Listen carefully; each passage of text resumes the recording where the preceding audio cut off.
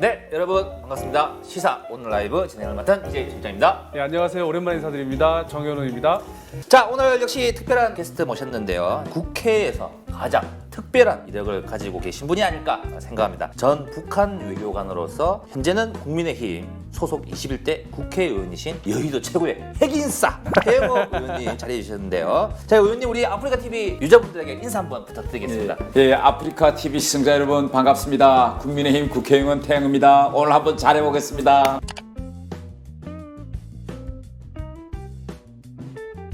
당 국제부 직속에 있는 고위 간부를 양성하는 평양국제관계대학을 졸업하신 후에 외교관이 되셨지 않습니까? 외교관이 되기로 결심하게 된 계기나 또 어떻게 외교관이 또 되겠다고 생각하셨는지. 초등학교 시절에는 외교관이 되려는 꿈을 가진 게 아니라 그때는 우주비행사 꿈을 가지고 있었어요. 왜 그런가 하면 제가 62년생이거든요. 네네. 그때는 전세계가 우주를 먼저 차지하냐 이거였어요. 그래서 나도 저녁이면 별 저 있는데 저기 어떻게 올라가 볼지 못할까 이렇게 생각하고 있었는데 네. 그때 당시 우리 집안 형편을 보면 아버님은 건설건축대학 교수였고 어머님은 초등학교 교사였어요. 우리 아버지가 수학교원이었으니까 앞으로는 커서 과학자가 되든지 우주비행사가 돼 하는데 초등학교 졸업을 무음에 어머니가 갑자기 아니 너는 영어를 해야 돼. 왜요? 이렇게 이야기하니까 그때 우리 어머니 학교가 북한 상류층 애들이 공부하는 학교였어요. 거기서 우리 어머니가 가만 보니까 갑자기 1970년대에 들어서면서 북한에서 상위층 아이들이 초등학교를 졸업하고 평양 외국어학원인데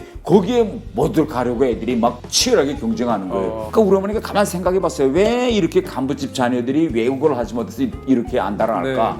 간부가 일반 평백성보다 미래를 더 빨리 볼 것이다. 그러니까 우리 어머니가 너도 가야 된다. 그래서 그다음부터 외국어 학원 시험에 통과됐죠. 그러면서 점차 세상을 알게 됐고 이거 외교관 한번 해봐야 되겠다 이런 생각이 드는 거죠. 영국 주재 북한 대사관 공사로 근무하셨을 때 대사관의 당직 책임자인 세법이 썰어서 이제 외교관과 그 가족들의 사상 교육 업무까지 이제 관장하셨다고 이제 알고 있는데 북한 체제와 정권에 대해서 의구심을 갖고 사상적 변화를 겪게 되신 뭐 큰 계기가 있었을까요? 제가 90년대 후반기 북한에서 정말 못 살아서 대량 아사 현상이 일어날 때 거기서 근무했는데 북한에서 덴마크에서 사들어가는 거 보면 어떤가 하면 고급 양주라든가 그런 고급 햄이라든가 이런 고급 식료품, 사치품 이거를 김씨 일가가 들여가는 겁니다. 상층부. 그래서 저는 이걸 여기 하면서 대단히 자괴감이 드는 거예요. 내가 돈은 북한에 있으면 안 되겠다라는 생각이 언제부터 드느냐. 저는 이 북한 시스템이 반인륜적인 시스템이기 때문에 언젠가 여기는 끝이 있을 것이다. 그래서 저는 김정일로 끝날 거다. 우리도 다시 한국이나 중국이나 베트남 정도는 될 수 있겠다 이렇게 기대를 가지고 있었는데 2009년도에 갑자기 김정일이가 자기 숨겨놨던 막내 아들 김정은을 짜잔 하고 데리다가 이제부터 얘가 북한을 이끌 거다. 아니 저 친구가 이제 또 지도자 된다면 앞으로 아버지 정도까지 살 거 아니야. 그럼 50년 동안 또 우리 애들은 어떻게 될까? 이런 생각이 들면서 내가 일단 이 시스템에서 내가 탈출하고 우리 애들을 끌고 나오지 않는다면 우리 애들 또 그 다음 세대가 여기서 살 거다. 가자 이런 생각이 들어요. 한국에 적응하시면서 뭐 좀 어려웠던 점이나 아니면 좀 북한과 달랐던 점 에피소드 같은 게 좀 있으신가요? 국회에 이제 출근할 때마다 항상 느끼는 게 뭔가면 아침 일찍 데모하러 나오시는 분들이 상당히나 지금 뭘 해결해달라 이 억울함을 해결 막 와서 하는데 북한 같은 데서는 그런 억울함이 있어도 불만을 표출하지 못해요. 그러니까 한국인들은 대단히 도전적이고 꼬리낌 없고 자기 개인의 선택, 자유 이걸 대단히 중시하는 이게 남과 북의 가장 근본적인 차이입니다. 이제 미래통합당에서 인재 영입했을 때 제안이 왔을 때 처음에 이제 거절했다고 이렇게 들었는데요. 그리고 얼마 뒤에 지역구 출마에 대한 제안이 왔을 때 다시 받아들이셨고 출마를 결심하게 된 어떤 가장 큰 이유가 있었을까요? 저는 원래 정치에는 전혀 관심이 없었어요. 2019년도에 11월 달에 이제 북한에서 젊은 오부 2명이 이제 한국에 왔습니다. 그래서 살인범이기 때문에 받아들이지 않고 북한으로 강제 북송했는데 이 북송 사실이 은폐되어 있다가 이제 공개되는 겁니다. 그래서 제가 그때 당시 뭘 주장했는가 하면 이건 우리 대한민국의 헌법에 대한 가장 큰 이거 위반이다. 이 법에 이렇게 안 돼 있는데 이 2명을 북한으로 보냈다. 그래서 제가 신문에 칼럼도 쓰고 좀 붙었어요. 헌법에는 북한에 있는 사람들이 대한민국으로 와서 난 대한민국에 살 거야 라고 의사표시를 하면 범죄자든 아니든 대한민국 국민으로 받아서 우리 법의 잣대를 들이대야 되겠습니다. 그런데 우리 법의 잣대를 내지 않고 금방 판문점 통해서 보낸 거예요. 그래서 제가 이거 법 위반이자 하고 네. 싸웠는데 여기서 제가 놀란 건 뭐냐, 법 해석이 네. 어떤 정당이 정권을 쥐고 있고 또 이 헌법 해석도 이렇게도 될 수 있고 또 저렇게 될 수 있는 애매모호한 점이 많아요. 그래서 제가 똑바로 이런 문제를 만들려면 결국은 이건 법을 좀 더 세부적으로 구체화해야 된다라고 주장하니까 그거 하려면 국회에 가서 국회의원들한테 이야기하든지 아니면 이 법을 통해서 세부 사항을 만들어라. 그래서 그다음부터 제가 여의도 쪽을 보기 시작한 거예요. 당선이 된다는 것은 어떻게 보면 선택을 받는다는 의미일 그렇죠. 텐데 네. 그때 소감이 어떠셨을지. 외부 세계에서 볼 때는 한국은 물론 물리적으로 보면 비행기도 다니고 했지만 문화적으로는 대단히 좀 닫긴 이룬 것이다. 그래서 나 같은 사람이 제일 처음에 국회의원 나온다니까 주변에서 여기 이 동네엔 들어오기 힘들어. 여기서 국회의원 되려면 학연, 지연, 혈연 세 가지를 갖추고 스펙을 갖춰야지. 그래서 왔는데 주민들하고 선거기간에 이제 만나보니까 주민들이 이 북에서 신분 같은 것도 우리가 한번 찍어서 선택해서 해줘야 된다. 근데 실제 선거기간가 좋게 나와서 그래서 야, 바로 여기에 우리 앞으로 미래의 그런 성장 잠재력이 있다. 이렇게 오픈된 이런 생각이 들더라고요. 마스크를 쓰고 이제 들어가서 식당 뭐 이런 데 가서 인사하는데 제가 이북에서 온 태영호입니다. 이번에 제가 국회의원 좀 데려가는데 좀 한번 좀 도와주세요. 이런 식으로 막 다가가면서 제가 느끼는 게 뭔가 하면 주민들이 제가 이렇게 하면 대단히 그 좀 동정과 연민과 또 이렇게 내가 저 사람 안 찍어주면 안 되겠지? 네네. 뭐 이런 생각들. 저 사람 여기 아는 사람도 없고 학연도 없고 뭐 친척도 없고 얼마나 힘들까? 이런 동정심이 결국은 표로 이어지지 않았을까?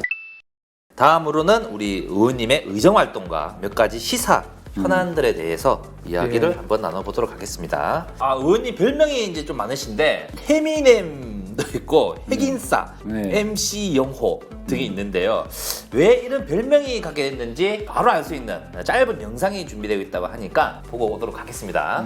Yo, drop the beat. 이번에는 2번이네.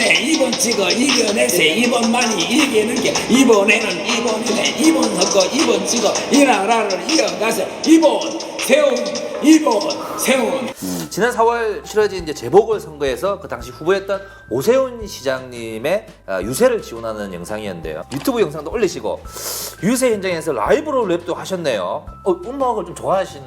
제가 랩을 처음 해봤어요. 그래요? 해봤는데 남들이 지나가다 한 번이라도 보고 웃고 할 방법이 없을까? 랩을 해보면 어떨까? 이렇게 돼서 이제 유세차 가서 이번에는 2번일세 2번 찍고 이겨내서 하면 그건 표가 온 거예요. 그래서 이런 방식으로 한번 해본 거죠. 되게 많이 요청 받으셨죠? 네. 유세 도와달라고. 네. 그래서 그 후에 이거 서울에서 막 뜨니까 부산에서 박용준 시장이 전화 온 게 여기 와서도 좀 랩 좀 해달라고. 그래서 제가 부산에까지 가서 랩했어. 참 의원님 많은 프로그램들을 하시는데 청년층들과 소통하는 이런 프로그램들을 좀 집중해서 잘 해나가고 계시는 것 같은데 뭐 이렇게 집중하시는 이유가 따로 또 있으십니까? 지금 현재 제일 힘들어하는 세대가 저는 2030 세대가 제일 이제 힘들어하고 있고 또 그들과 자꾸 이렇게 얘기해보고 해야 그들이 고충을 알아서 우리 기존 세대가 뭘 해결해 줄 수 있고 우리가 바꿔야 될 건 뭐고 허물어 버릴 장벽은 무엇인지 이런 걸 이제 느낄 수 있어서 제가 그렇게 하고 있습니다. 제가 다시 법안으로 돌아와서 질문을 드리자면 7월 28일 날 대표 발의하신 부동산 거래 신고 등에 관한 법률 개정안 그게 좀 궁금합니다. 최근에 이제 부동산 가격이 계속 이제 급등해서 오르고 있는데 그런데 제가 여기서 집중적으로 들여다본 것은 외국인들이 이제 부동산 구매 문제입니다. 외국인이 이걸 한다라고 할 때는 이게 실거주용인지 앞으로 투기용인지 이걸 우리가 판단하기 대단히 힘듭니다. 그래서 제가 들여다봤는데 최근에 부동산 서울 중심에서 7천여 세대가 부동산을 구매했는데 근데 그 중에서 거의 한 절반이 중국인들이 이제 구매했습니다. 외부의 부동산 시장을 지나치게 개입하면 외부 자금이 유입돼 들어와서 우리가 모르는 그런 은밀한 투기 현상이 과열될 수 있어요. 그래서 제가 이걸 대단히 중시해서 제가 내놓은 원칙이 상호주의를 적용하자. 이거의 핵심입니다. 그래서 이걸 통해서 우리가 좀 더 심층적으로 과연 외국인들을 통해서 유입되는 이런 부동산 구매가 이 지역에서의 투기 이를 더 더욱 과열시키는 요인으로 되는지 안 되는지 우리가 좀 더 들여다보고 정부가 직접 나서서 규제해서 네. 과열 지역을 좀 시키는 네. 이런 일을 할 필요가 없을까. 제가 이래서 이걸 이제 입법 발의한 겁니다. 이게 보니까 8월 6일에 최대 5년간 상속 증여세를 분납할 수 있는 연부 연납 기간을 최대 15년으로 연장하는 상속세법 개정안도 발표하셨네요. 네. 이 법의 핵심은 뭔가 하면 증여나 상속받은 재산의 절반 이상이 부동산일 때 네. 그리고 부모나 누구로부터 증여나 상속받은 자산이 가지고 도저히 이거 세금을 납부할 능력이 안 된다. 네. 그러면 그 능력이 생길 시간이 필요하기 때문에 결국은 15년을 늙어줘서 사회적으로 일어날 수 있는 그런 혼란이라든가 이런 걸 이제 막고 납세의 안정적인 관리를 해나가자 이런 의미에서 만들었는데 다 이 모든 것은 뭔가 하면 부동산 급등과 이제 관련돼 있는 연결이 돼 있겠네요. 네. 최근 정치 이슈에 대해서 의원님의 이제 견해를 좀 들어보고 싶은데요. 윤석열 전 검찰총장과 최재형 전 감사원장이 국민의힘에 입당을 하셨는데요. 두 분의 입당으로 앞으로 대선 경쟁에 어떤 변화가 생길 거라고 예측되시는지. 우리 당은 대단히 특이해요. 정치권에서 있지 않다가 결국은 행정영역에서 그것도 문재인 정부에서 장관하시던 분들이 나오자마자 즉시에 이제 대선 후보로 지금 나왔는데 행정 영역에 있던 분들은 나와서 토론을 해야 돼요. 자기가 평소에 생각하는 거하고 정치는 좀 다르거든요. 그리고 윤석열 후보나 최재형 후보님들 보면 본인들이 내공이 강하기 때문에 행정 영역에서 자기가 생각하는 것들 많지만은 선뜻 이것을 입 밖에 내놓을 때 과연 내가 이 말을 해서 괜찮을까? 이것이 어떤 역풍이 되겠는지 아니면 나한테 이로운 순풍이 되겠는지 누구도 알 수 없어요. 이걸 어떻게 극복하는가가 향후 몇 달 동안의 큰 과제일 거다고 생각합니다. 7월 27일 날 네. 13개월 만에 남북 통신선이 복원됐습니다. 이에 대한 대가로 한미연합훈련 네. 중단을 요구했습니다. 이에 대해서 의원님께서 북한과의 교류와 대화 재개를 환영은 하지만 우려의 입장을 일찍이 좀 밝혀주셨습니다. 좀 어떻게 보는지에 대해서 궁금합니다. 우리 계획대로 우리 안보 이익 견제에서 우리가 생각하고 가야 됩니다. 분단 국가에서 싸움의 승패는요. 분단 당사자들이 누가 힘이 더 세냐 약하냐에 따라서 결정되지 않았습니다. 역사는 누구에 따라서 결정됐느냐 대국이 누구 편을 들는가에 따라서 결정됐어요. 의원님 그 쓰신 책 중에 3층 서기실의 암호 그걸 통해서 북한 평가를 해주셨는데 북한 주민 해방을 위해서 대한민국 국민들 차원에서 국민들이 실천할 수 있는 이런 일들이 있다면 좀 어떤 게 있을까요? 첫 번째로서는 우리가 북한 주민들에게 다가가는 모습을 저는 잘 보여줘야 된다고 생각합니다. 전 세계에서 100몇 번째에 가는 그런 낙후한 곳에서 우리와 같은 말을 하고 70년 전에는 우리 할아버지나 할머니와 같은 형제들이었고 한 집안에 있던 이런 사람들이 지금 정말 열악한 곳에서 살고 있다. 이런 그들에 대한 동정심, 연민의 마음 이런 걸 좀 가졌으면 좀 좋겠다. 이런 생각을 합니다. 마지막 질문으로 원했습니다. 대한민국 정치인으로서 또 대한민국 한 국민으로서 꼭 이루고 싶은 최종 목표가 혹시 있으신가요? 저는 항상 인생의 모든 목표는 경계를 허무는 것이 제 인생의 목표입니다. 연령상, 계층상, 세대 간의 이제 경계를 허물어서 제가 젊은 청년들하고 소통도 많이 하고 이런 거.